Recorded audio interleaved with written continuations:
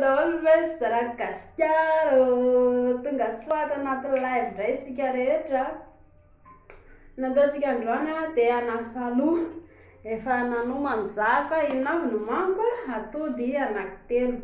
Za koa tsy miteny hoe raha ohatra zany ka misy ambony le ao an-trano dia tsy maninona fa ny antony mampatonga le hoe ampiana atody ny volo dia satria amin'izay mba lasa somary malefaka ny volon-drika lapisokely mampalefaka volo. Dia efa nitoto tongolo ihany koa za, hitanareo nitoto tongolo efa voatoto dia atambatra miaraka aminazy ihany koa. Dia rehefa avy eo ianareo moa zany tsy maintsy manakobana amin'ilay volo amin'ny alalan'ny savony na koa somary misimisy menaka izy dia ampiana savony aloha zay vao ampiana karazana shampoo.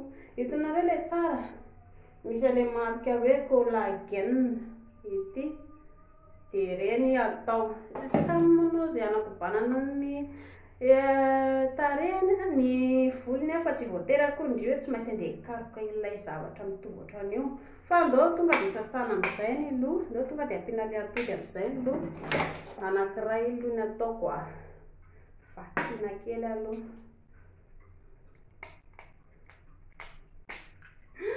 Way kambana be ilay atody jereo kalonge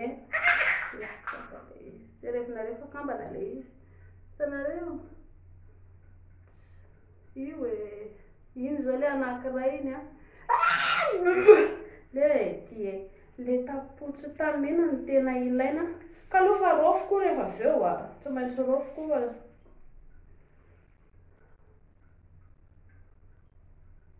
koa aiza kosa ve dia very fotsy ny volako mikipo tsy voky dia saonareo metratra hoe maloto le dosy ato amin'ny mahadosy anazy tsy maintsy sasana le izy zay vao rehefa le miditra mandro kalombailo atao kambana daholo zareo le atody tsy fokampiseho tsony le izy satria tsy na manjary lasa tonga dia hososorako ataoko betsabetsaka ohatran'izao dia amin'izay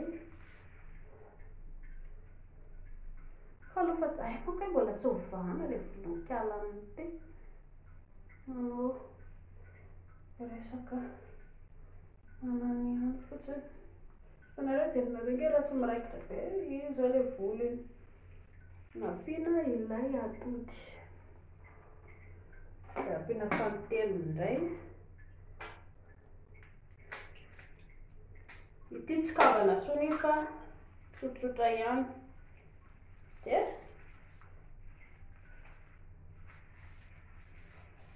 dia hosorana tsara.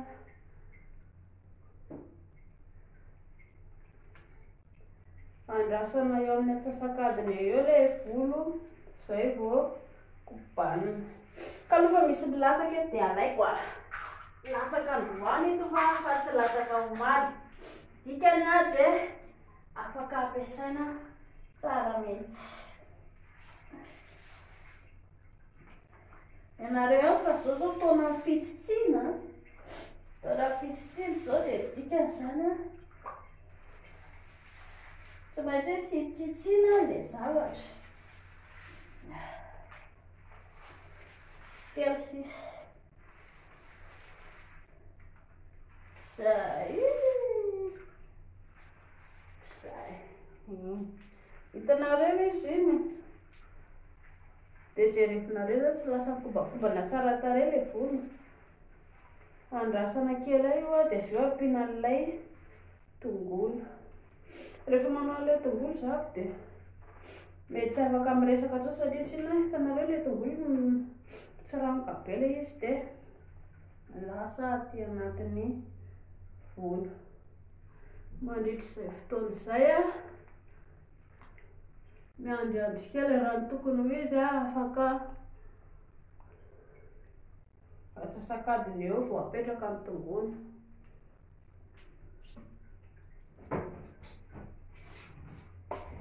Iverina eo za fa aloha vetivety.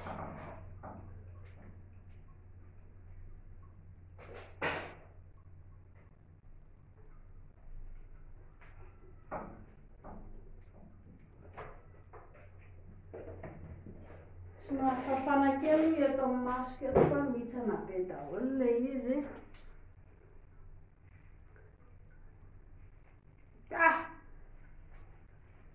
Mihitsana any amin'ny maso sahady ilay izy nefa zaho zao vao aminao an'ilay tongolo. Ilay tongolo no tena loza. Gaga zao nareo fa inona rito ataoko amin'ny tarehy ito dia ohatran'ilay karazana masonjoany ireny ito. Ny atody tena tsara mihitsy natao amin'ny tarehy raha fa ity zao aloha atao amin'ny volo. Kanefa koa tsy midika hoe andana indray koa mividy atody foana isaky ny metsika fa raha ohatra ka mbola tsy voky ny kibo dia vokiso tsara aloha ny kibo fa tsy voatery hoe tsy maintsy andeha andany andro andany fotoana hividy ilay atody. Dia tonga dia ataontsika eto amin'ny tongolo amin'izay ohatra. Andany fotoana lava be tsika mianakavy. Iny amin'izay ilay tongolo dia mihitsana sahady ilay izy. Aleo ataoko mankaty ariana. Aoka aloha. Rehefa eo zao tsy afaka miresaka intsony rehefa avy eo raha vao miakatra ilay tongolo satria tsy hita. Okalo. Miditra anaty masoko sahady ilay izy.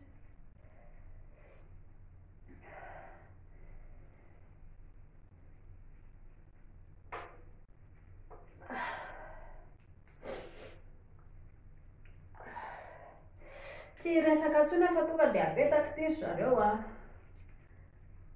dia akipiko amin'izay masoko satria izaho koa matahotra. Hitanareo iny? Io zao ilay izy io.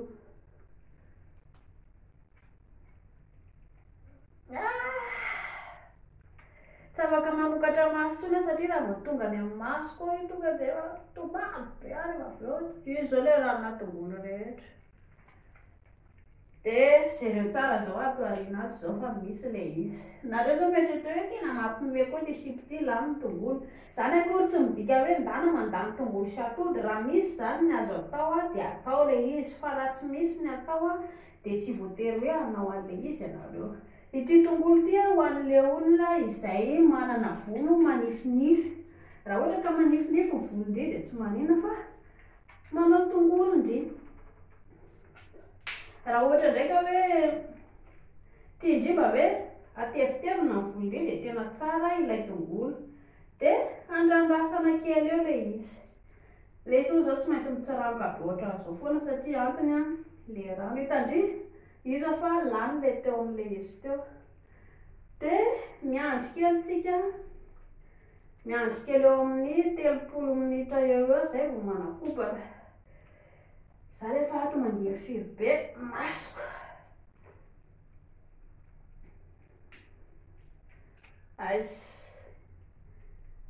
Dia ahoana tianareo sa tsy tianareo fa ilay zao masoko tirana amin'izany.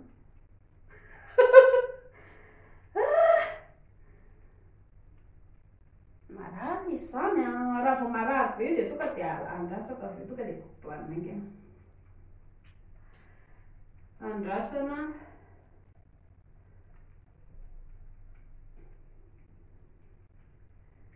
zay, andrasantsika eo amin'ny 30 minitra eo zay vao vany fa aleo aloha vanitsika ilay tavoahangy. Zaho tsy mijery fa masoko fotsiny mikopakopaka amin'ilay izy io takany tsy andry zareo satria tsena marary ny masoko marary ny masoko zao zany hoe andrandrasana kely fotsiny aloha. Anakobana tarehy aloha.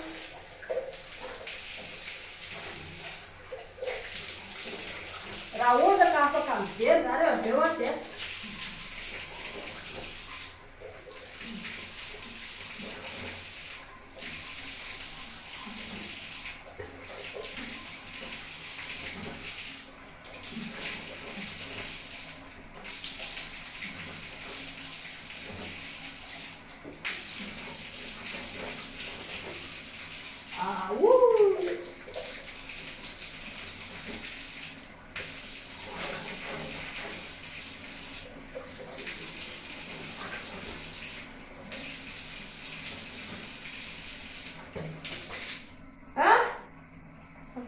mijery any akaiko. Miandry kely tsika. Miandry kely izy vao kobanina.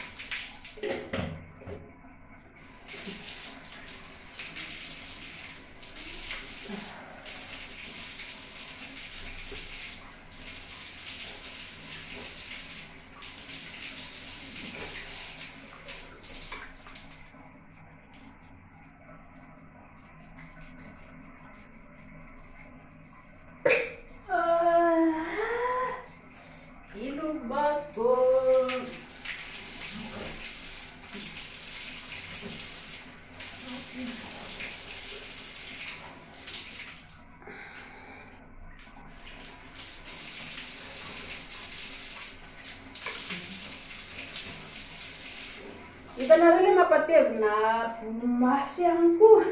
Ho anareo izay te hanatevina volomaso dia tena tsara be ny tongolo. Maka le singana tongolo ianareo miankina amin'ny fahazarana aloha.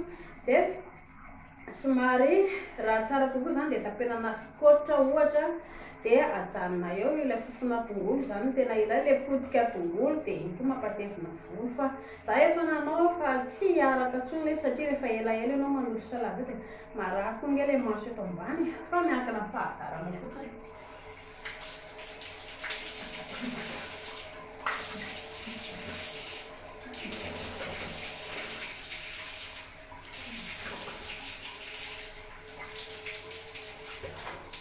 Dia hobanina amin'izay raha angamba tena marary ny maso ka tsapako mandeha fety be le masoko nefa miaritra ako.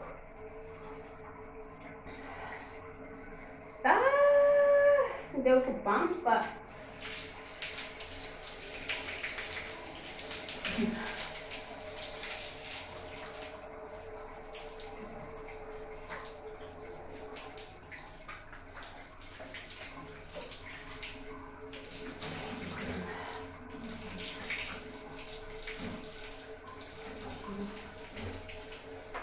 hobanina amin'izay eto zareo tena tsy mety intsony a. Dia avy ato aoriana ny anona izany no hobanina voaloha tsy mahasisitsika ny rano ty. Alana aloha ilay tongolo.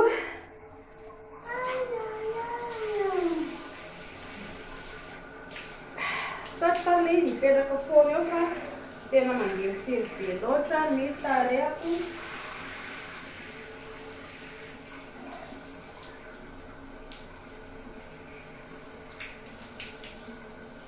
Dia tsy maintsy kobanina natiana anazy kely.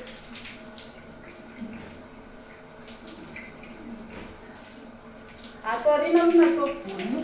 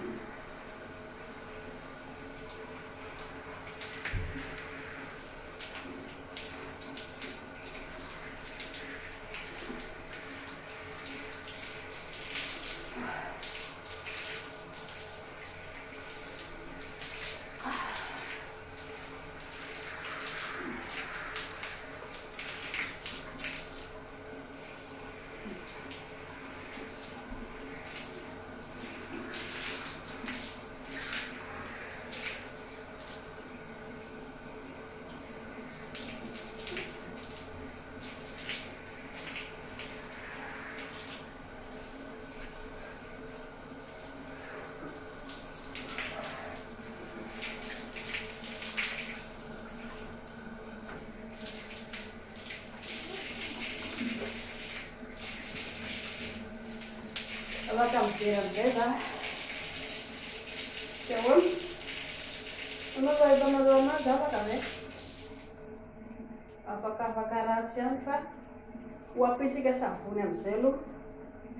Raha ny tokony ho izy a, miandry kely atsasak'adiny fa zahako fotsiny maika loatra satria tsy na le masoko marary.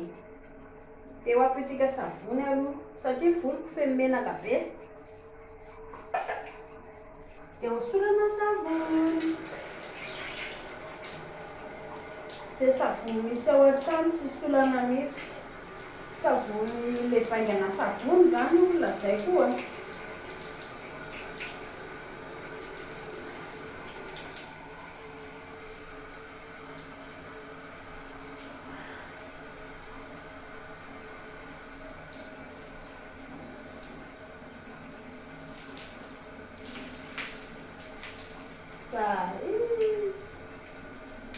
Le menaka ny tena alana amin'ny vaingana savony be iny fa tsy hoe inona koa.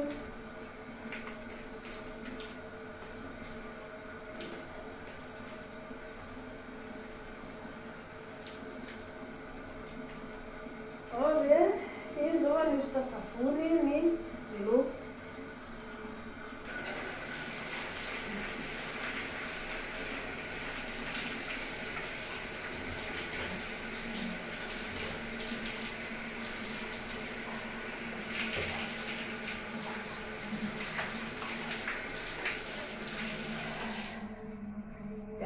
Bana amin'izay aloha efa tsy dia maninona toy zao satria tsinona efa niala ilay tongolo be dia kobanitsika indray ilay izy ka fatao rina no atao.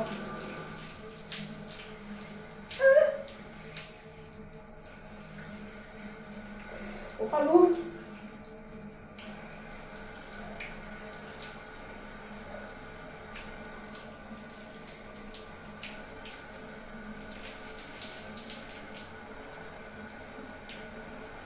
Atorina no atao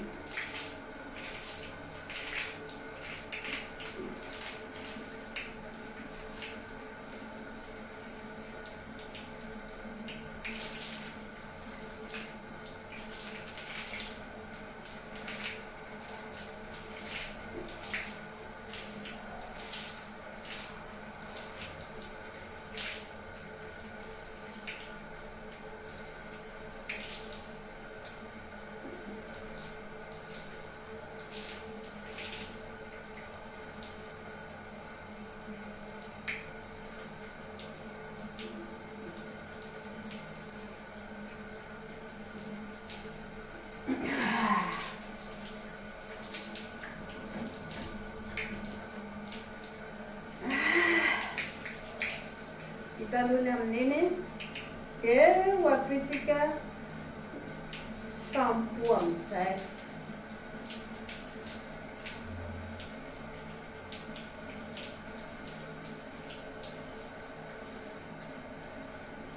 Nidiran'ny savony atao anaty sotro fa tsy maninona izany. Hoapitsika shampoo.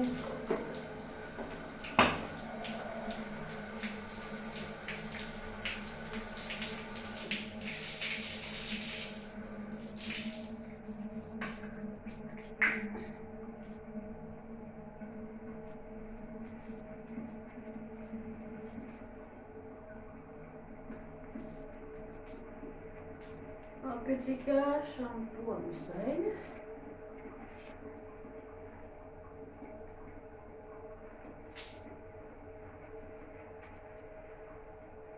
Hitanareo mba tsy halana aingana ilay shampoo mba mahatsara ilay volo ihany koa dia izay mampatonga anaky miteny ampiana savony aloha satria lasa lany vetivety ilay shampoo raha vao ohatra ka hoe alina ny atao indrindra vao tonga dia iny analana savony satria tsy mandaitra ilay izy. Izany hoe samy izay tianareo ihany.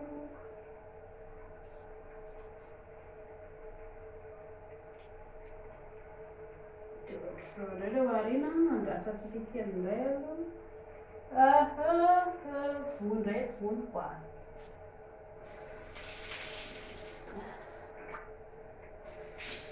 Efa miezaka foana hoe tovolo e maso volo e maso tsy afaka mirehatra.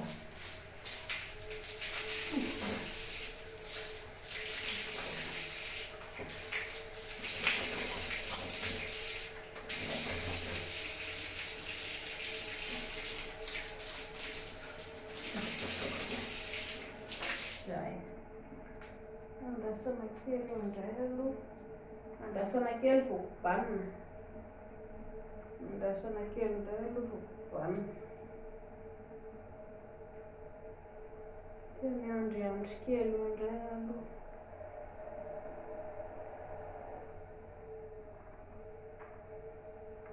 Izy izao tsy dia milazaka loatra ny anatin'ny maso ilay izy satria tsy inona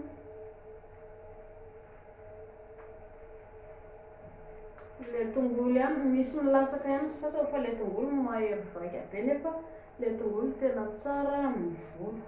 Rehefa izay hitanareo mbola misy potika tongolo ihany mipetaka amin'ny voloko e. Mbola misy potika tongolo ihany rehefa izany hoe eo ihany ilay izy. Aloko banina fandohana.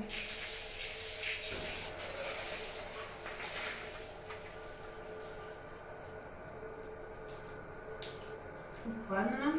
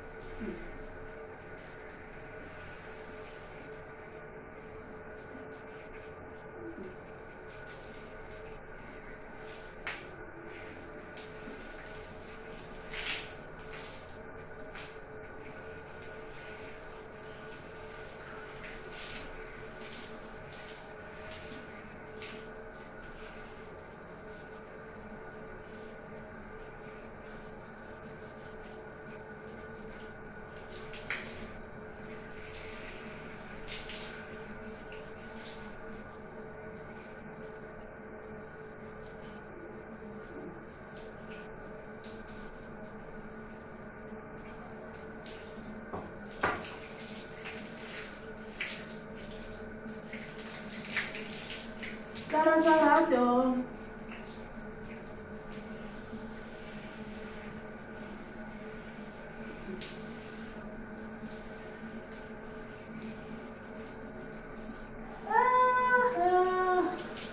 Mihodina kely izay.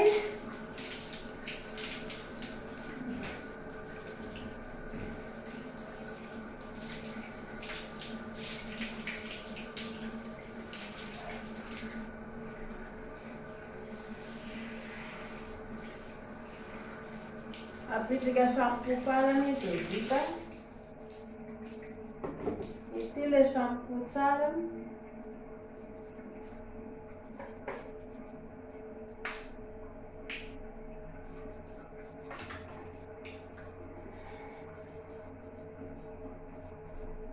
Toto mivoaka.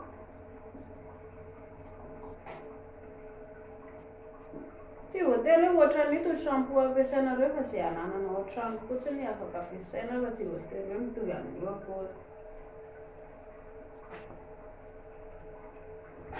Tsy mahazo mitady ny tsisy fa izay anananao an-trano no ampiasaina.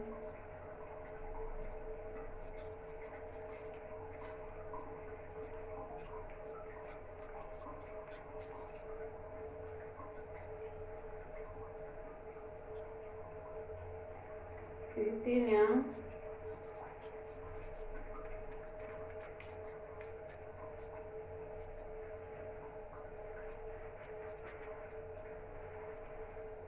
Sady ito manitra be.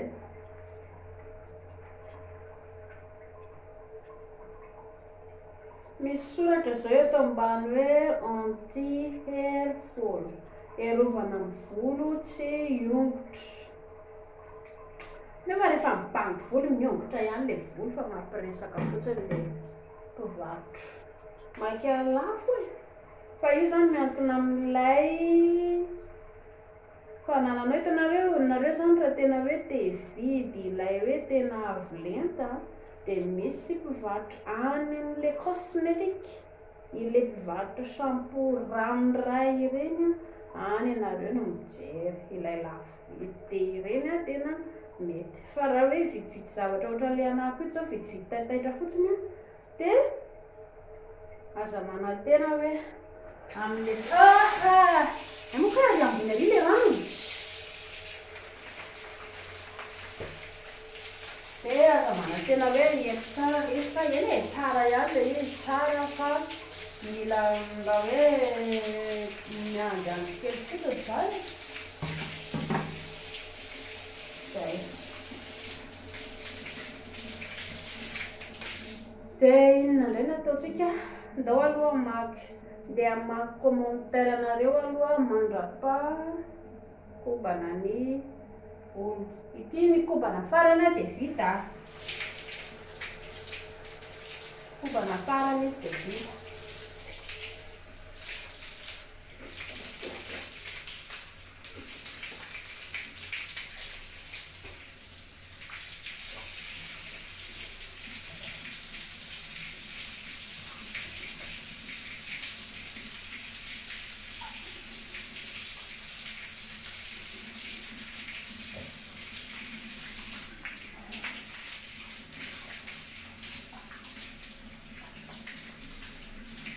Ovakiana ny commentaire-nareo rehetrarehetra.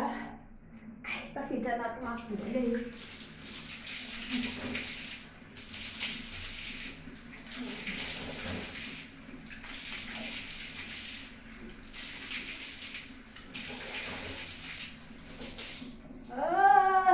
Tena tsy maintsy kobanina ihany ry zareo. Aloha kobanina ilay izy fa tena marary ny maso.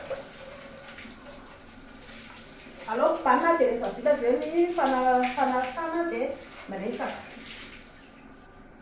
Ao ve?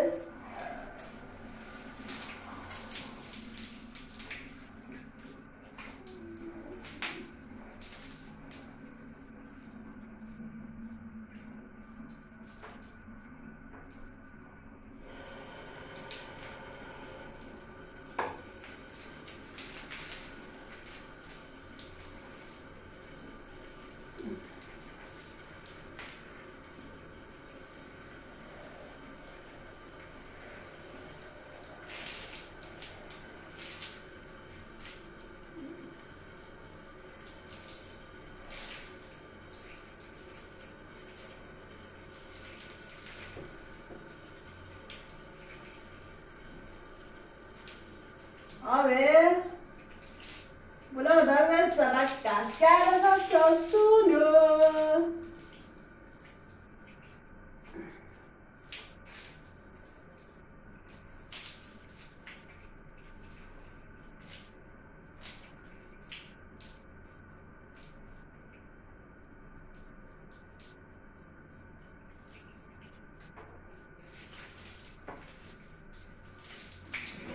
Afaka tsara izy teo sambolan'izy.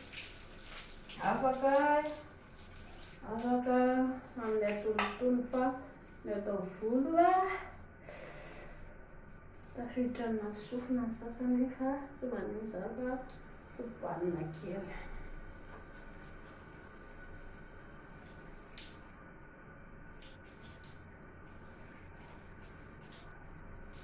Atavika tsara kobana tsara.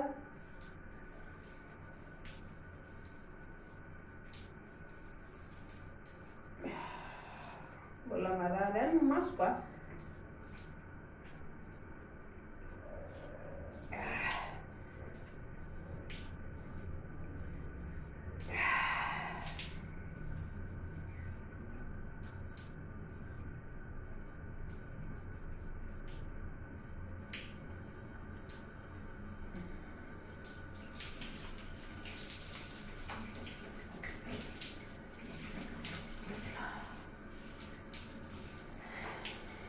Afaka tsara izay ny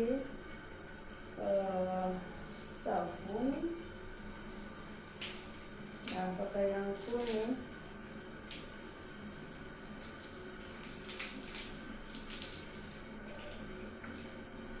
anareo izay nge lasa manify kely ilay voloko miarisa. Manify kely ohatran'izao ilay izy. Saingy tsy fokotapahana satria tsinona mba tiako indray za zany mba ho lavalava volo fa tsy hoe volovolo fotsy. Ahoana nareo? Efa nisy sariko taloha tamina voako hoe sariko taloha tambola volovolo.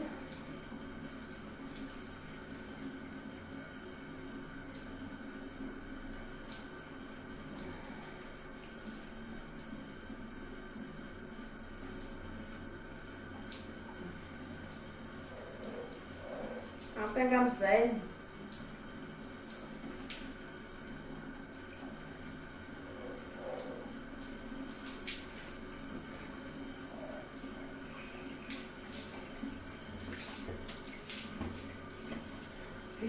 ny androany.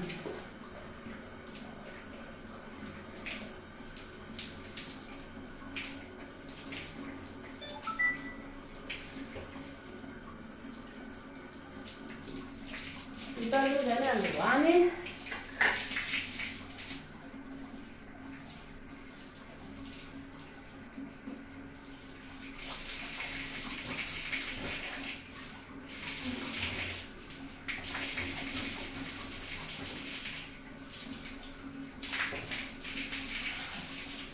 Vita ny androany.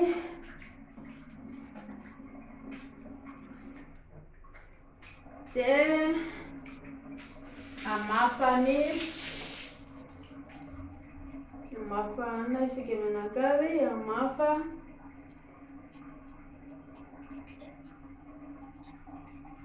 amafa volo.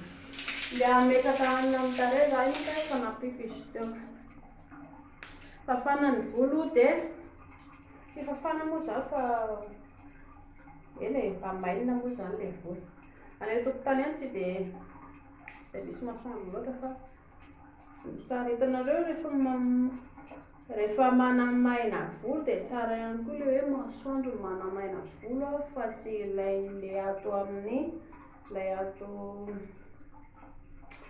le saromana amin'ny lamba ato, saromana servieta zany. Dia hovaliana aloha ny commentaire anareo a.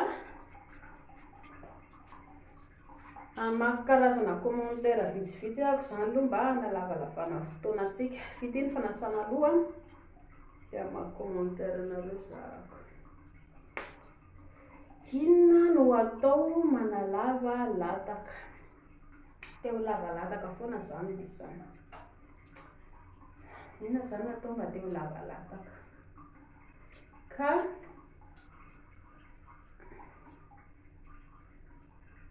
averiko aloha ny lesona teo aloha efa voaingana le izy atao alolo kely tao le izy.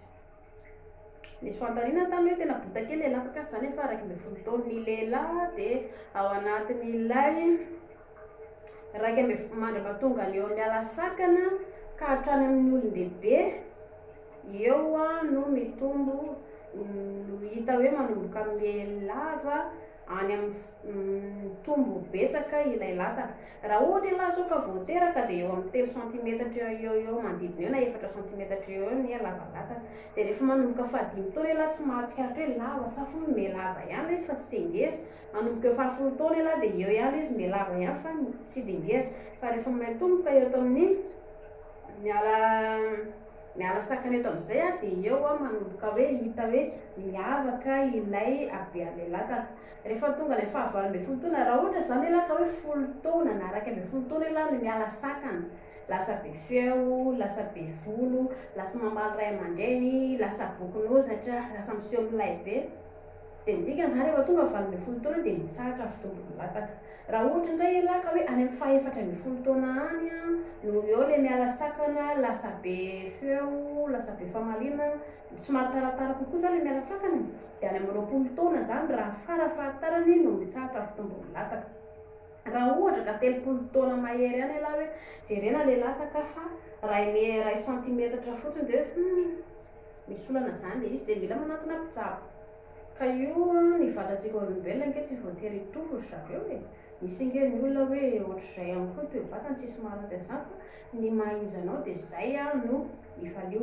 Fa kosa zany raha hoe tena tia lisany teo lava lataka manantona mpitsabo ny lisany dia ny mpitsabo no manamboatra anazy ho lasa ho lava.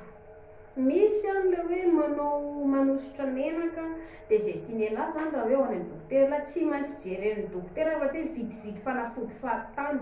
Aoka izay le vidividy fahatany satria ny mpitoe-batan'ny olona tsirairay dia samy manana ny vatany. Nisy zao any ambadimbadika any vaovao nampiseho any namana hafa hoe nahita fanafody tato anaty Facebook ilay mamany dia avy eo nataony tamin'ilay zanany le izy kanjo nampalahelo fa tsy nety tamin'ny zanany fa may ny hoditr'ilay zanany. Dia hitanareo zany tsy mitovy ny toe-batan'ny olona tsirairay na samy mitovy taona azy. Misy ny hoe marefo ny hoditra, misy ny hoe matanjaka, misy ny faharoa. dia arakarak'izay manantona mpitsabo izay ny fanafotony dia ny mpitsabo no mamaha olana dia izy no manao an'ilay izy. Fa zao raha anao plastique chirurgie lahy, ny plastique chirurgie dia mahato 5 taona eo faharetany. Ka raha ohatra lahy ka hoe tsy manam-bola ao anatin'izay 5 taona izay dia ho hitany lahy fa ny dokotera dia tsy hanamboatra ilataka izany mihitsy raha tsy manam-bola lahy. Noho izany hafa foana ilay natoraly, samy manana rehefa izay raha ohatra moa ka izay zany mahafinaritra lahy tsy manino fa ny olana koa nefa raha sendra maty tampoka raha dokotera dia ny nataony lahy tsy maintsy andeha hanantona mpitsabo hafa indray lahy. Kanefa ny fahaizany, ny teknika zany, ny teknikan'ny olona samy manana. Ohatra raha ohatra ka samy mpanasa tomobile zao ny asan'ilay olona anankiroa, samy manana teknika anasa tomobile. Ny endra namana ray sasana daholo ny ao anatiny dia idina varavarana izay vao sasana ny any ivelany. Ny endra namana anankiray avy ety ivelany sasana ny aloha madio ny ivelany dia izay vao miditra ao anatiny manadio. Dia ohatr'izay ihany koa ny asan'ny dokotera. Ny asan'ny dokotera anankiray ilay tsabo lehilahy ohatra hoe tapahana ilay lataka dia tohizana dia ampiana ilay nofo vaovao dia amboarina eo ilay izy. Ny dokotera anankiray ohatra indray sendra hoe tohizana aloha dia sokafina ilay lataka dia eto amin'ilay ohatra hitanareo. Dia ilay dokotera vaovao, raha hoe maty izany ilay dokotera taloha, ka raha ilay dokotera vaovao no hoe hitsabo ilay lataka lahy namboatra izy dia somary sarotsarotra aminazy manao an'ilay satria ilay teknika samy manana azy. Satria mbola mahatrika 5 taona be izao izay vao amboarina indray ilay lataka. Fa io moa zany tsy maninona izay tian-lisany ihany io, ka raha ohatra ka tian-lisany io amboarina ilay izy dia afaka manamboatra lisany tsy sy maharatsy amin'izany fa izay tian-lisany ihany io. Fantany manaraka ny vehivavy tonga fotoana. Ny vehivavy tonga fotoana dia samy manana ny fotoana ny vehivavy. Matetika eto amin'ny 28 sy ny 32 zany no eo zany ilay ny vehivavy fa tsy voatery ho izay.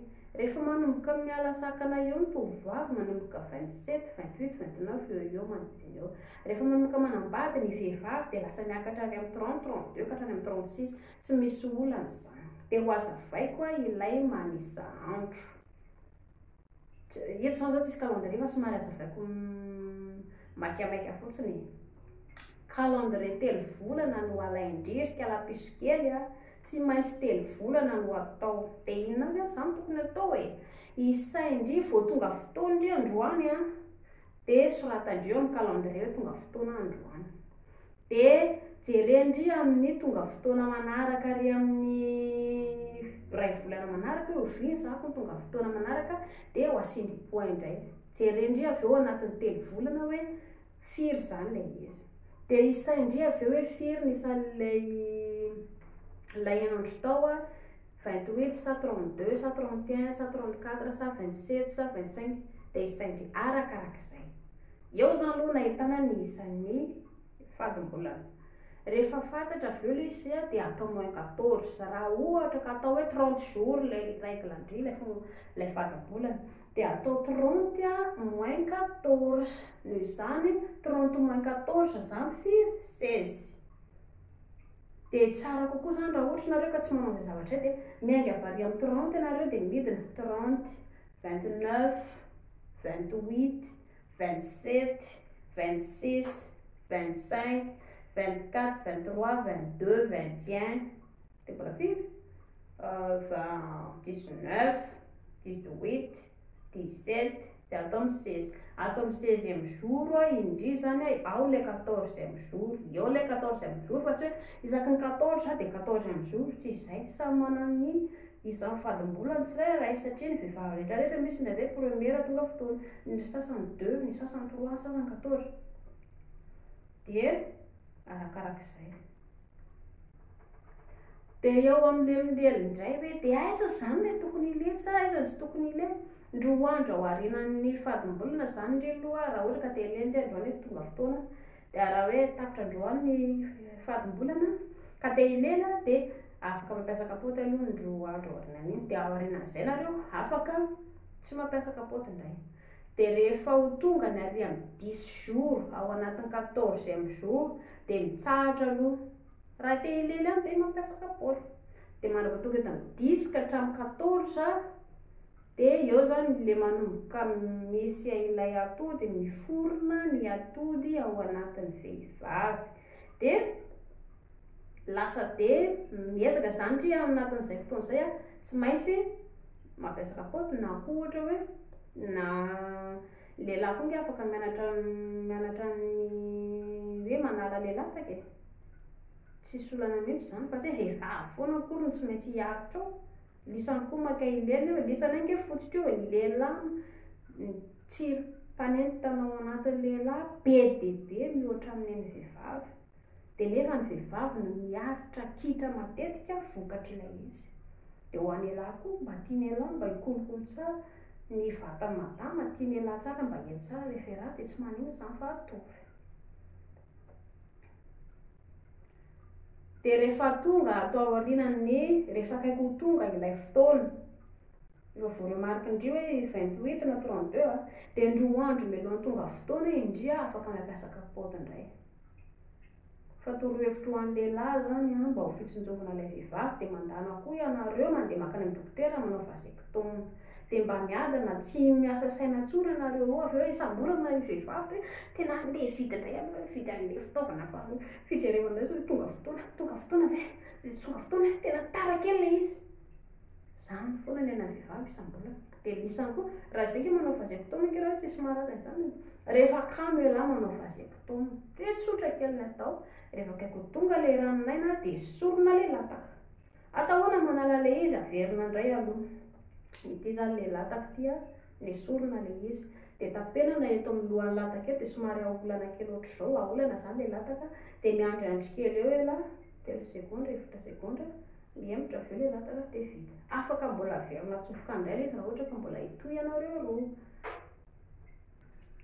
dia zay ka aloha ampiana servieta kely izy amin'izay zany mba vetivety dia maina ilay volo hitanareo mijerevinareo nge zao ilay izy zao ilay izy lasa misy potika tongolo mbola misy potika tongolo fa tsy maninona fa mba lasa fofofofo ilay volo avy eo dia mba miraikitra lasa hita hoe matevina ilay volo fa oka aloha ampiana an'ity ny volo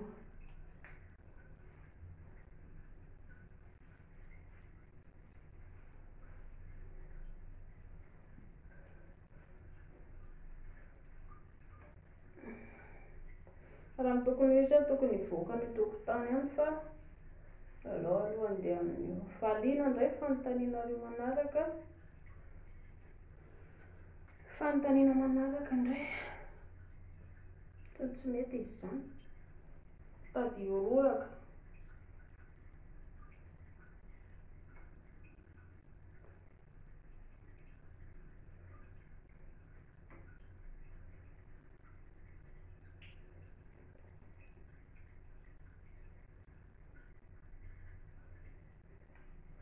fantany manaraka dia hoe ny fiarahana mifanalavitra tsara be ilay miaraka hoe mifanalavitra dia za anisan'ny mijoro vavolombelona aminareo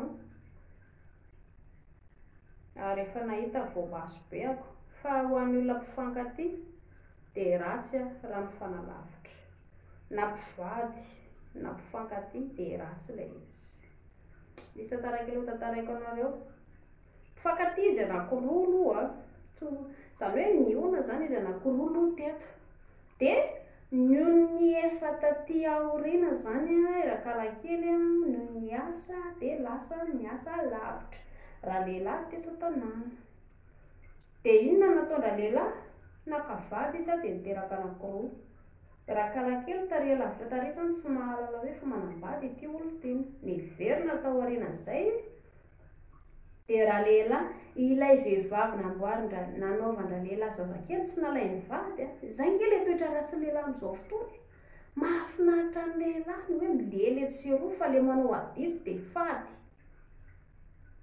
mbola manory foana ho an'ny tovovavy malagasy manokatra fe andeha tsy ampiheverana io dia hanenena ndreka niteraka rôlahy zany ilay lehilahy tsy nalay mivady aloha ilay zanak'olona miverina ilay sipany teo aloha lasa indray izy milery miaraka tamin'ilay sipany teo aloha izy tsy miteny amin'ilay sipany teo aloha hoe zany akery ka lanina ka efa mananjanaka anankiroa Ny fianakaviana ihany koa tsy mahafantatra hoe manan-janaka anankiroa any ambadika any ity zanakay lahy ty, fa dia nataony hoe vodiondry.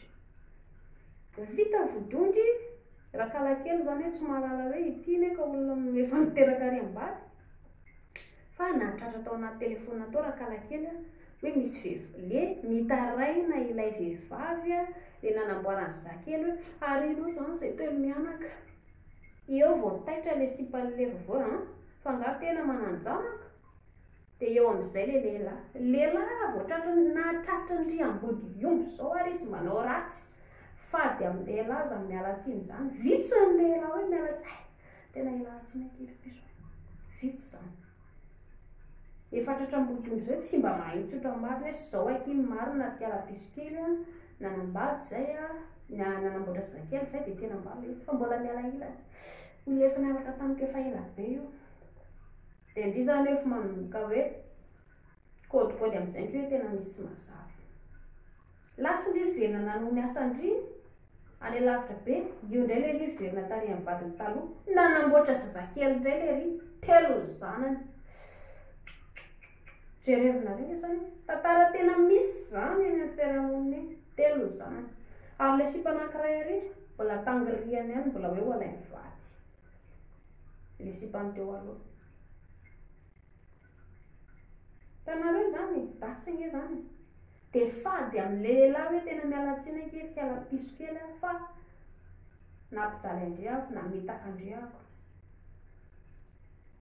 Dia le vehivavy le ary lavitra ary indray dia hoe adinonao zany feratsy, nahafantatra na naporofo amin'izay le vehivavy le niaraka tamin'ny sary aloha fa aity izy ka efa nahafantatra marina rehetra taty aoriana, ka zay nge hitanareo io marina io raha fenonareo any anaty lavaka ary io na ela na hoaingana tsy maintsy tsy mipotro ho amin'ny isan'ny fandaingalaingy reto ny tiako lazainy io. Oka izay le mandaingalaingy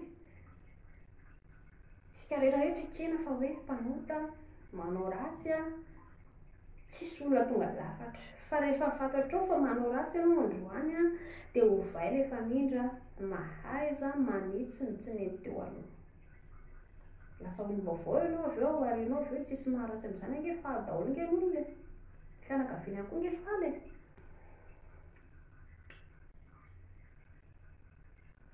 Dia avy eo le vehivavy indray mbola nanontany iny avy eo hoe allo zany zako ionona raha ohatra ka tena tsy alehany. Le vehivavy indray mahazo tsiny le sipanao le tareha taloha nefa tsy nisy fahadisoany le sipa teo aloha, dia nalay vady avy eo le vehivavy niterahany anankitelo. Ao anatin'izay fotoan'izay le ry mbola mampiresaka moramora ihany, mbola manontany moramora momba andry. Dia zany hoe rehefa mahazo andry dia hoe fady an'le lehilahy iny mba hiala tsiny farafaratsiny. Alaina ohatra nge raha le lehilahy no niaran'izany, ny lehilahy ny voalohany tsy mahazaka fiainana. Nampivady zao araka fantatry le lehilahy ohatra hoe mampirafy le vatany, tonga izy dia lasa tara vehivavy tsisy levana, tsy fankatarana, aleo tena mandeha any na nenenako mihitsy nakavady ateny. Ary le vehivavy efa zany ny fijaliana ny retan'le vehivavy. Jereo tsara fa le vehivavy mahagaganako nge ny vehivavy amin'izao fotoana zaza anankiray namboarina tsy nalaina vady dia tsy mba ho tonga saina ve ndry kalapiso kely hoe tsy hilelo ntsony tsy hanokatra fe ntsony fa ndao indray hilelo indray dia amboarina le zazakely, ny eo tsy velona ny eo apotro, ny eo tsy velona ny eo apotro. Indry vehivavy koa nkely azo lazaina hoe tsy misaina amin'izay fotoana izay, tsy mba tonga saina ve ndry ity zaza ity ne ka mila aditiny ny famelomana anazy, mamelona zanaka anankiray amin'izao nge tena mafy na indriny tena ndrirera mbola sarotra sy mafy mamelona ny tena ndry, tsy maintsy ho ampitaina io zaza io. Nareo ve tsy mahita mamparelo mijery zazakely mbola tsy afaka CP dia ifa miala mianatra dia mandeha mitady vola mamelona mapakatra le zandry, fa le zandry mila mianatra, potika ny ho avin'le zaza. Naninona mipotika ilay ray aman-dreny anie lelo be loatra, raha te hilelo ianareo tsisy maharatsy an'izany fa mila dinihana le izy hatraiza ny fetran'le izy.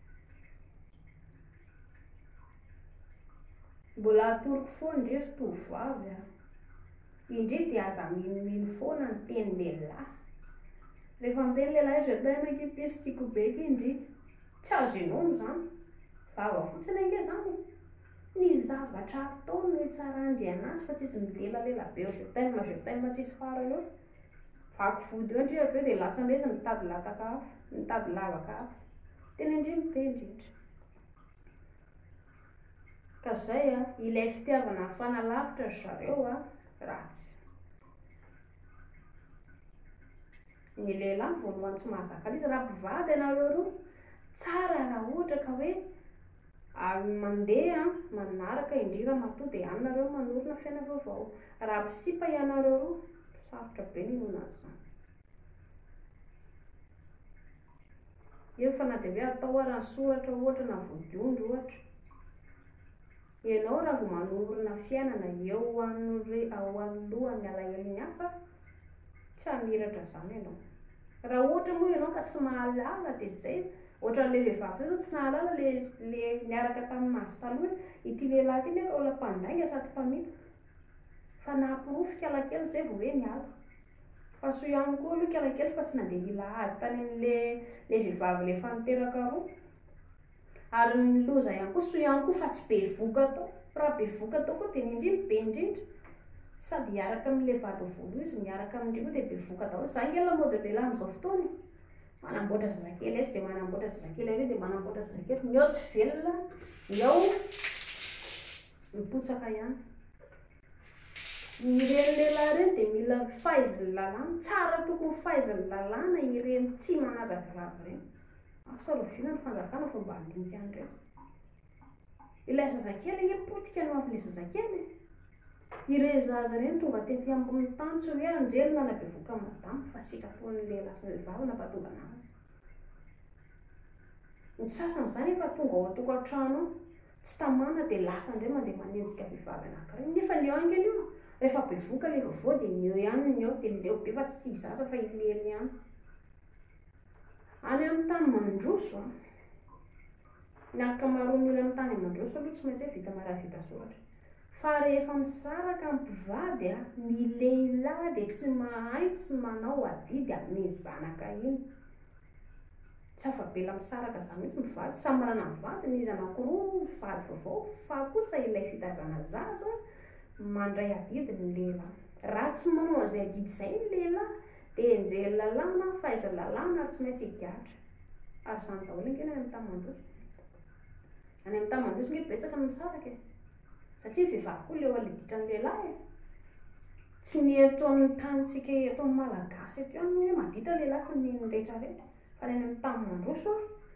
amin'ny maha hoe efa marani-tsaina ny olona dia mahalala ilay lalàna dia mbola ho atoroka indray andry kalapiso kely rehefa nambady indri any ndre vao manokatra fe amin'izay ndre mahalala ny atao hoe lalam-piainana raha ohatra nareo roa ka vita soratra sy vita mariazy ka tsy mandray adidy le lehilahy afaka atoro indri ny rangahy iny satria tsy manao adidy amin'ny zanak'aloha fa raha ohatra indrika hoe vehivavy mbola mpianatra indri ny be voka afaka mandangy ny lehilahy iny aveo tsy zanako raha tsy ohatra hoe atao ho alaina raha atao jerena ny raha zany ampitoviana ny rahan'le lehilahy niaraka tamindria sy ny rahan'le zazakely ka mitovy dia eo ndre vao afaka mitory hoe iry niaraka tamina ka ndre hoe dia andany fotoana amin'izany zavatra any efa fiainana amin'izao nge efa manahirana isorohana n'izay loza izay dia moka aloha le milely aloha loatra rehefa lehibe ndre aveo malalalala-piainana izay ndre vao miditra dia tsy maninona mihitsy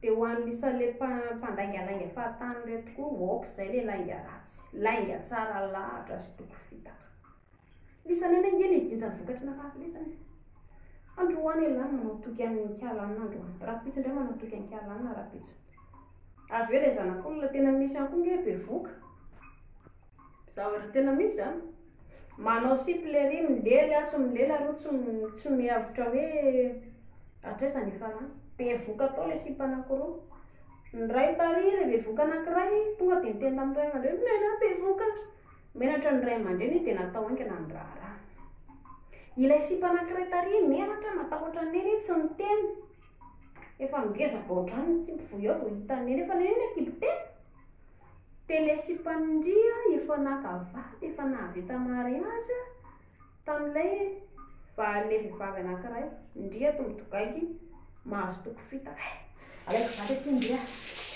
alaiko vata indri amin'ny tsy mahalala hoe ity lehilahy miaraka amin'ity eka efa nanao ambady efa nanao mariazy taty aoriana fantatry ndry ihany ny marina avy eo dia iny aloha tamin'indrio mbola tsy nalala dia mbola nanamboatra zazakely anankiray ihany ndry dia io ilay vehivavy n'izao fotoana izao mbola averiko foana arkala-piso kely rehefa zanakareo ka tsy nalaina vady ndry dia ohatr'izay mahatonga ilay lehilahy tsy naka vady indry dia tsy tia andry izy fa lely no nafinaritra anazy izany ny fahafinaretan'ny lehilahy lely ka raha tsy nalainy vady ndry teo dia ohatr'izay fa tsy hanamboatra indray akory manome volan-drisanandro ka izy manome volan-drisambolana nga izy ny karamany avy eo ome indry tsy toko fitaka nomena indry foana menaka indry nefa ny ihany eo amin'izay izy menatra hiaraka amindrina ivelany eny vao menatra inge lehilahy miaraka amindrina dikan'izay dia efa manambady izy any ambadika any na efa manasipa vaovao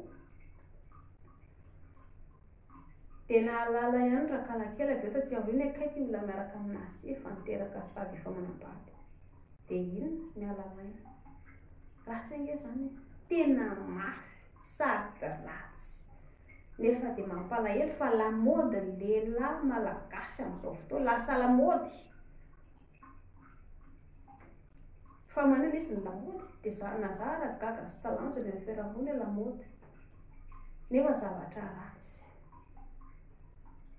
le zazakely io ve zany tsisy dikany fa le zazakely ny hoavin'le zazakely potika daholo ny hoavin'ny zany ankizy dia ny mampalahelo le ankizy rehefa lehibe dia ohatr'izay ihany koa le ataon'le ankizy rehefa lehibe satria tsisy manoro ny ray aman-dreny fa misy ray aman-dreny fe manoro ny zanany lalam-piainany rehefa lehibe indrindrinao dia izao ny zavatra tokony ataondry mila mafilondry mila mandika ny hoavindry zay ndry vao hoe manambady vitsy ny ray aman-dreny manoro ny zanany fa dia tsy haiko hoe ratsy ve le manoro ny zanaka mahitsy ampitiava fa dia mihinan-kanina raha ohatra ka tsy mahay le ankizy angany tena tandreny tena so tsy mahay lany fotsiny ny écolage lany fotsiny vola amin'ny écolage izany fe dia fampianarana ho any ankizy ratsy inge zany raha tianao aomby ny zanakao dia enao ray aman-dreny no manova famindra voaloha raha tsy nahay le zanakao tany ampianarana miaraka mipetraka eo ianareo mianaka atoroy zavatra tsotra izy aloha ohatra hoe ray ampiana ray roa ka raha iny le izy dia dokafy izy tena mahay indry tena mahay lahy tena faly be mihitsy na raha ohatra ka manao ohatran'ny foana lahy tena tiako be mihitsy izy rehefa manaraka rehefa manao devoir indray lahy rehefa manao devoir indray dia atao ohatran'izay foana vao maheno fandokafany ray aman-dreny ohatran'izay le ankizy dia lasa matoky tena aloha voalohany indrindra manana hery avy eo dia lasa manana finiavana hikarokaroka sy hanao zavatra tsara izany ny fandonany ankizy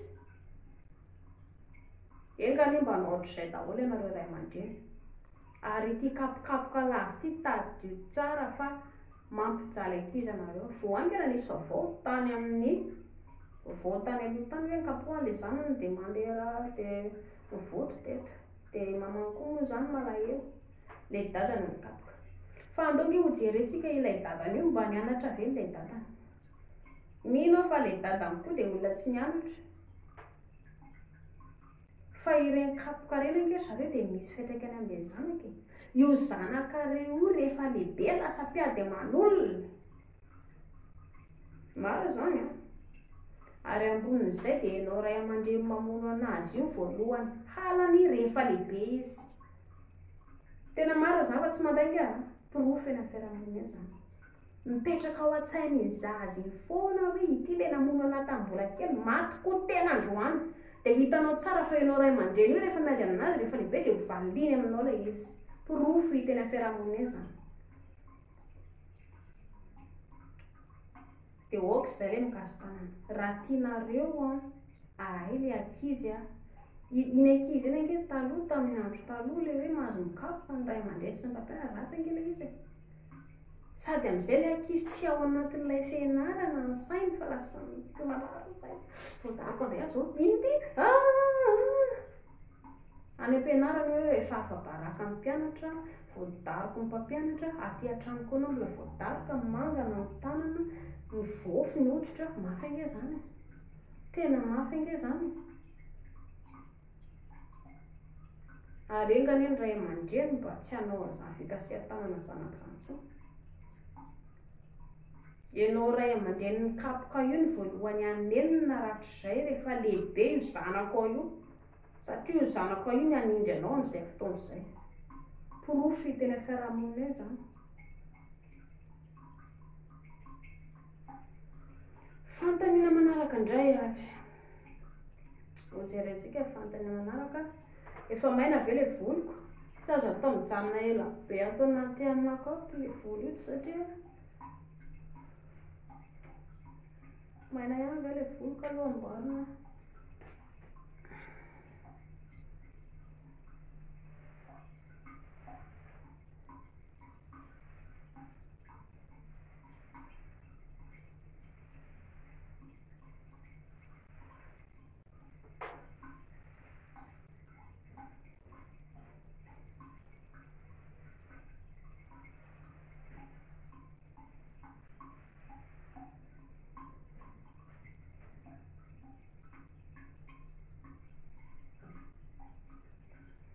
Avela amin'izao hoe sa tokony mba hoe saromana kely. Aloha raha saromana kely fa mba tiako ilay saromana kely. Atao mankaty aloha dia izay vao saromana.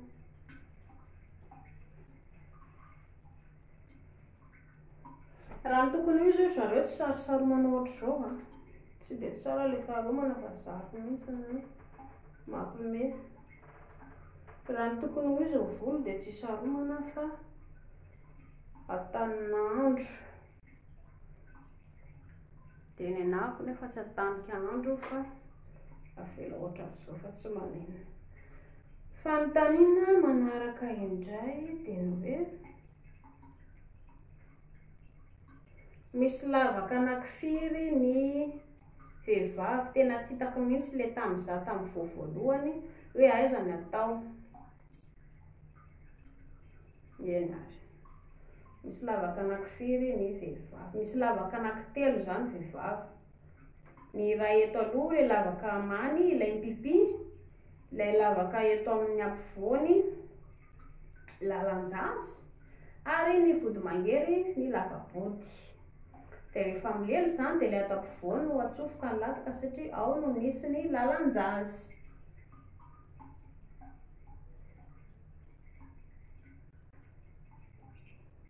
Izay ilay izy. Fa maninona no fa tsy tokony ho resahana ato anaty Facebook ilay izy. Tsy afaka resahana ato anaty Facebook ny resaka lely. Izay zao ilay fanontaniana maneto. Tsy ampy-taona ny zanakay. Ho an'ilay tsy ampy-taona zany. Ny vaovao zarain'ny composé dia ho an'ny olona tsy ampy-taona mihitsy indrindra fa ho an'ilay mpianatra vao miala safana. Izay ny zavatra zarain'ny composé. Ary ny any am-pianarana zareo dia misy ny atao hoe science naturaly. Tsy izay ilay izy. Rehefa afaka CP ianao dia miditra taona fahaenina dia ao ianao manomboka mianatra an'izany. 10 taona ange ny ankizy, 12 taona ange ny ankizy. Ka maninona ianareo ray aman-dreny tsy mandeha makany am-pianarana, aza alefa any am-pianarana ilay ankizy fa hajanony ao an-trano. Satria tsy tianareo hianatra ilay science naturaly ny zanakareo. Ary raha ny tokony ho izy ihany koa tokony fohanana any am-pianarana ny atao hoe science naturaly dia tsy misy intsony ny dokotera. Aok'izay. Asan'ny dokotera ange mijery ny vatan'ny olombelona ny taovan'ny dokotera. Ny vatany. Ianao rehefa makany amin'ny dokotera tsy maintsy jerena daholo ny loha, ny vatana, ny nono, ny vody. Dia ianao koa raha ny dokotera dia menatra ianao antsy ampy fa menatra be aho. Raha ohatra ianao ka marary ny ariary hoan'ny indrindra fa hoan'ny mpapiteraka. Ny mpampiteraka dia mianatra momba ny fory, ianarana daholo aiza ny lohany, aiza ny molotra, aiza ny vota, inona avy ny ao anatiny ao, aiza le mampiteraka, aiza le tokony ihoana ny zazakely. Ko maninona misy ny mpampiteraka, asany zareo nge zany e. Dia hoe ratsy le izy, fa ratsy ahoana?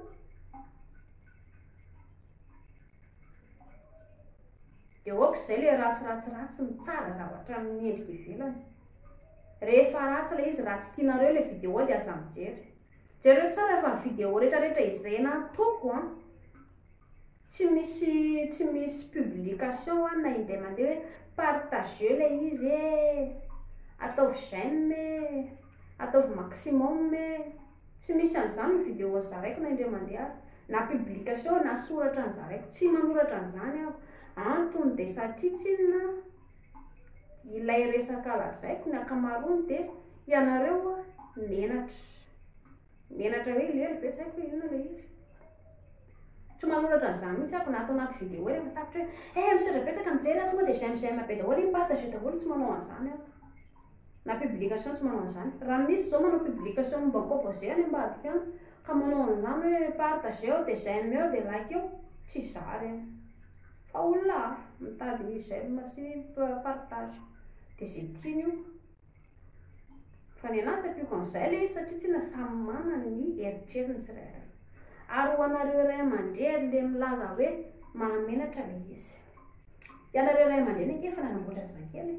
Ianareo ke manoro vilana ilay zanakareo, milaza ianareo fa tsy azo atao le izy. Ny zanakareo efa 10 taona, efa andeha lely dia tsy ho kakafy ianareo mandainga amin'ilay zanakareo, ratsy le izy a, nefa ianareo nahavita nanamboatra zanaka ngoza be. Dia eo le zanakareo avy eo mahita hoe mandainga ianareo. Manoro vilana zanaka ianareo. Maninona ny tsy tsorinareo amin'ny zanakareo marina? Tsy ilay milely no ratsy, fa ilay toe-tsaina tsy mahalala ny ratsy. Dia io le fieritreretanareo hoe tsy azo resahana. Tsy azo resahana ahoana? Makanesana ampianarana dia teneno mpampianatra hoe tsy ampiana intsony science naturelle dia mijanona. Rehefa tsisy intsony zany a, tsy misy intsony dokotera malagasy rehetra manafatra dokotera miandafy isika malagasy dia milamina daholo. Amin'izay fotoana izay composé tsy miteny intsony. Any amin'ny tany mandrosa nge zareo e, ny ankizy be dia be nge no milely mbola tsy ampy taona e. Raha mijery ianareo vaovao any amin'ny google any, be dia be any. Za aloha tsy manoro hoe inona le izy, fa raha hijery ianareo betsaka ny olona tsy ampy taona milely any amin'ny tany mandrosa. Kanefa ireny maninona tsy bevoka?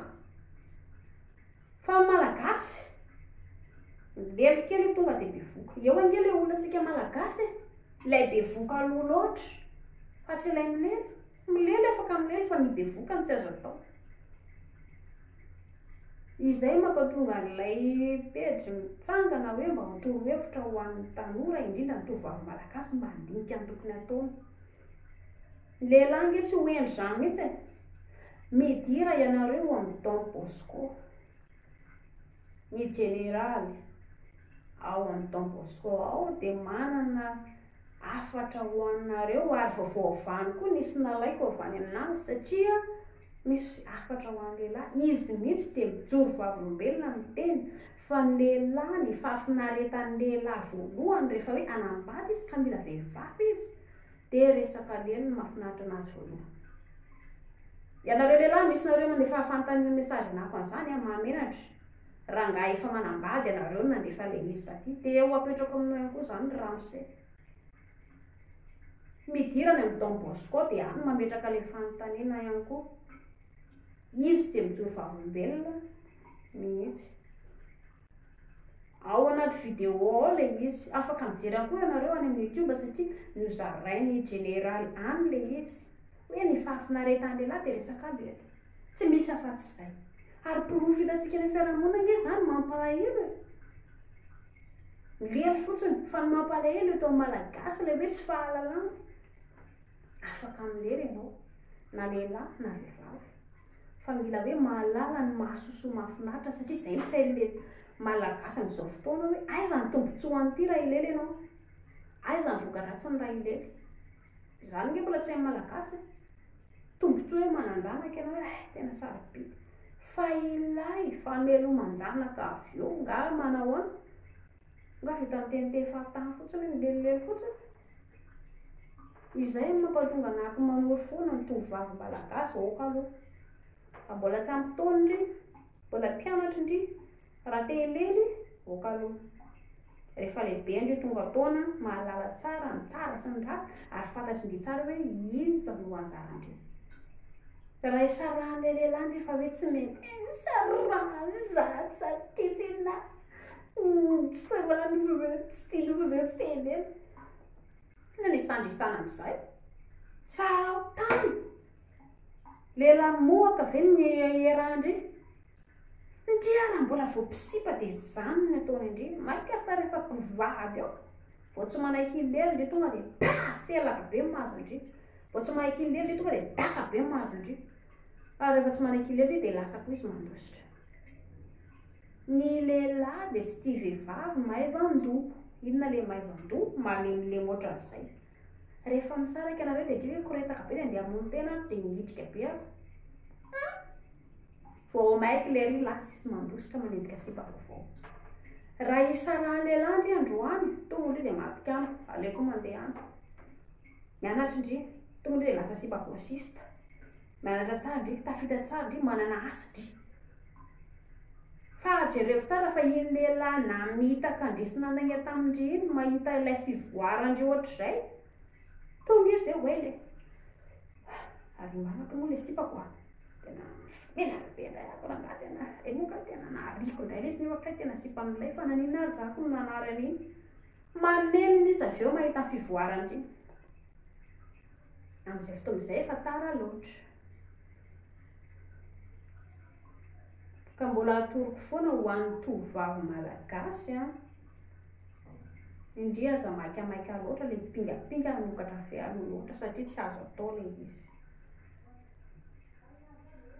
Dada sy neny ao an-trano miteny tsy mahazo manao sipa, izay fotsiny teneny dada sy neny.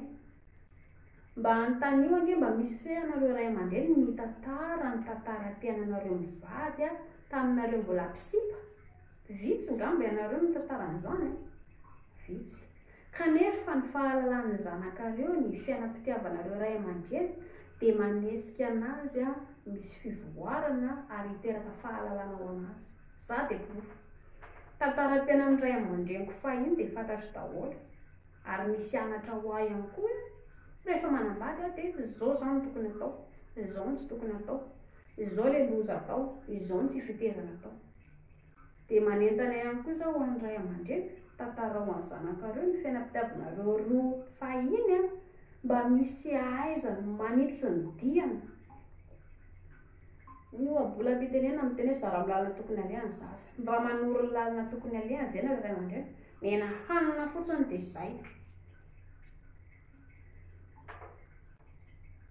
Ka vitaminakamo ty fiaina.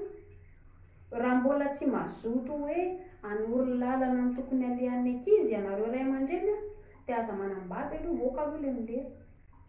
Janona foana aloha célibataire fa tsisy maharatsy an'izany. Tsisy betika io. Tompo manidiny ho avinao sy tompo manidiny fiainanao ianao.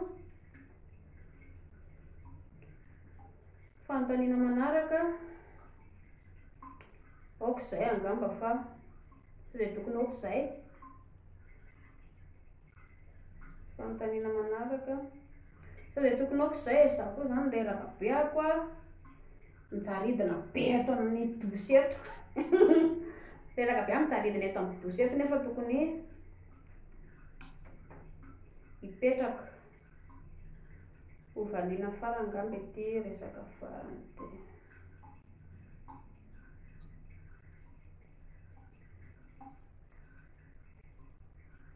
Fa firy taona ny tokony hilely.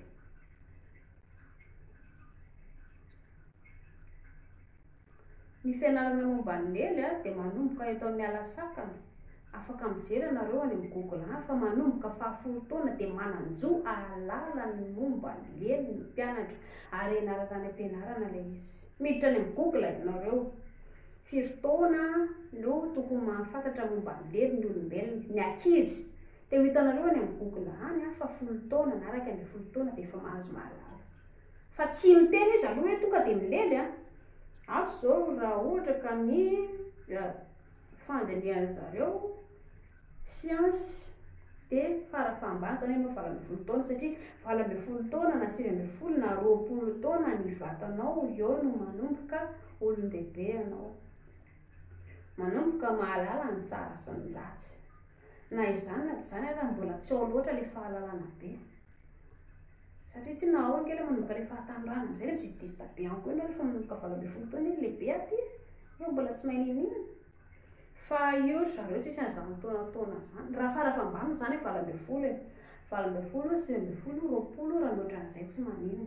Fa kosa tsy terena ilay izy hoe tena fa lehibe 20 amin'izao dia lelely, sady tsisy asa ianao fianarana azy vitako ilely an'inona, avy eo bevoka dia avy eo dia hoe atahoana ilay zaza. Fa ilay izy a tsy misy taona, tsy misy taona ilay izy a. Anjarany tsirairay fotsiny no mandinika hoe rovinako no mahazoa tsara kokoa ny torohevitra hoe ianao rehefa manambady a, manana ny vadisazanao a, ao ianao vao milely, na lehilahy na vehivavy dia izay raha no tokony ho izy ny lalàna mifehy ny fitiavana. Saingy mampalahelo moa amin'izao fotoana efa be dia be ilay inona moa zany, tambazotra, ny fivoarana, zavatra rehetra eto sy eroa dia lasa ohatran'ny tsy dia lasa manino moa zany, lasa ohatran'ny adinodilo ilay izy, ohatra lasa tsy dia sanisainy olona nefa zava-dehibe ilay izy. Na lehilahy na vehivavy ianao zany dia mba hoe mila hoe ao anatin'ilay olon-dehibe sy matotra miditra amin'ilay izy manambady. Saingy tsisy ifanomezan-tsiny io zareo any. Izaho aloha dia milaza ny hevitra hoe tsisy ifanomezan-tsiny io satria ilay fivoarantsika be loatra, ny fivoarana any amin'ny avy any ivelany koa tonga eto amintsika eto a, dia lasa mitombo ilay fakapanahy moa zany sa inona filazana azy, lasa mitombo ilay izy dia ianao koa lasa tsy mahalala ny tokony ataonao koa avy eo. Dia izay, tsy misy taona ilay izy a fa ianao ihany no aton'izay a.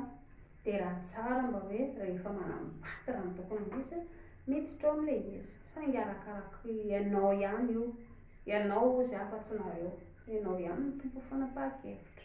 Ho an'ny tovovavy hoe tsara indreo hoe rehefa manambady indreo vao mba milely a, ho an'ny lehilahy ihany koa, lehilahy ihany koa dia aok'izay ilay milelyle sy roa fa andraso hoe ilay vehivavy ho ravaka ny tokantrano dia ao ianareo aloha milamy. Nisy fanontaniana indray koa ity ilay hoe ny anahy raha vao tsy virjiny ny vadiko a dia tsy tiako mihitsy fa izaho mila vehivavy virjiny, lehilahy zany. Dia ity aloha zany a, mino fa lehilahy malagasy manana ny toe-tsaina, fa raha lehilahy any amin'ny tany mandroso manana eritreritra an'izany mihitsy hoe ny anahy virjiny ny vadiko, satria ny lehilahy any amin'ny tany mandroso dia mahalala tsara sy mahafantatra sy mahita daholo fa ny ankamaroan'ny vehivavy rehetrarehetra vatany dia vaky vody. Izay ilay any amin'ny tany mandroso dia tsy mieritreritra an'izay ilay lehilahy. Raha ohatra hoe izy ke mahazo vehivavy virjiny dia izay aloha hoe iny, fa ny eto Madagasikara eto izay no ankamaroan'ny toe-tsain'ny lehilahy malagasy, mila vehivavy virjiny. Raha ohatra zany ialahy ka mila vehivavy virjiny a, dia ialahy koa mila tsy maintsy hoe lehilahy virjiny aloha. Fa tsy hoe ialahy mila vehivavy virjiny nefa latak'ialahy efa mitety an'izao lavaka eto sy eroa izao. Vakiana ialahy ny vodiny ihanina, vakiana ialahy ny vodiny ihanina, lasa indray ialahy mileletsy sy eroa, fitahana ilay vehivavy mody anaovana toky, ary nefa ialahy ary miaraka amin'io. Dia fomba ahoana moa ny azon'ny ialahy virjiny? Ialahy ihany aloha dia mizaka ny zioga ratsy nataony ialahy. Ka raha ohatra ka hoe tiany ialahy zany hoe ahazo vady vehivavy virjiny, aoka aloha zany no milely mandrasa rehefa manambady. Rehefa manambady ialahy, manana vadiny ialahy, mino ahako fa tsy maintsy anana anjara ialahy, virjiny mitovy amin'ny lehilahy no vadiny ialahy. Ary ny fanambadiana zareo tsy misy an'izany hoe iry no vato koa iry virjiny dia ry ihany no vato. Fa lay vady angery zareo ka anjara avy ao ambony no mandahatra an'io e. Ilaza porofo anankiray zahako, vady anankiroa hita eny amin'ny fiarahamonina eny.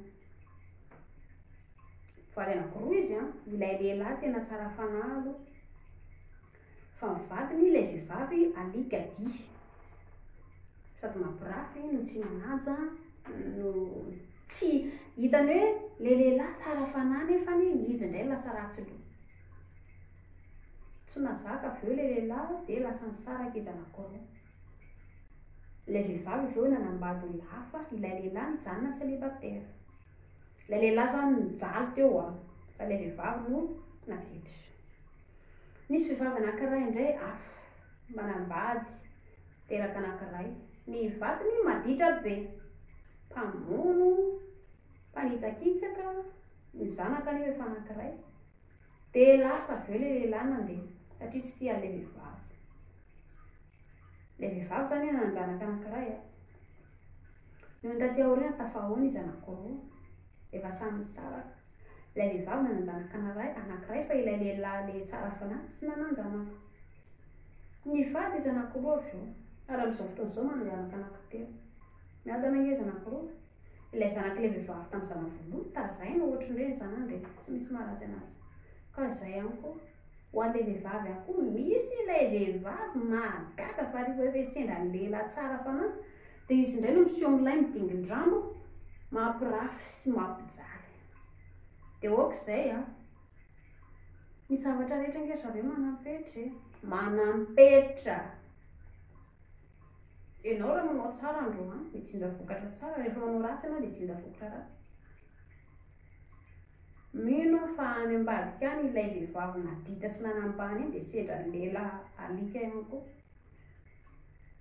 Ka tsy aleo hoe zareo mba miaina amin'ny zavatra kely mahafinaritra, manao kelikely mahafinaritra ny saina toy izay manao ny fiainana adala rehetrarehetra eo. Amin'izao dia hitako hoe miadana izy anankiroa ary tena mifanintana. Io zany tsy misy an'izany hoe rehefa virjiny ianao rangahy dia tsy alaiko vary. Eny tsy mila virjiny ela dia aza milely. Raha izay rehefa manambady ianao avy eo tsy maintsy ahazo virjiny. Fa ny mbola afatro ihany ho an'ny tovovavy malagasy raha azo atao ankehitriny kalapiso kely dia miandry rehefa manambady indrindra izay vao milely dia mba hafa kokoa izay. Hafa ny any amin'ny tany mandroso dia isika eto amin'ny tany Madagasikara. Ny mampalahelo fotsiny dia ilay toe-tsain'ny lehilahy amin'izao fotoana. Jereo tsara fa vao nahazo vehivavy virjiny aza ry leroa, lasa ihany mbola mampirafy etsy sy eroa. Lova mandeha mampirafy etsy sy eroa ihany.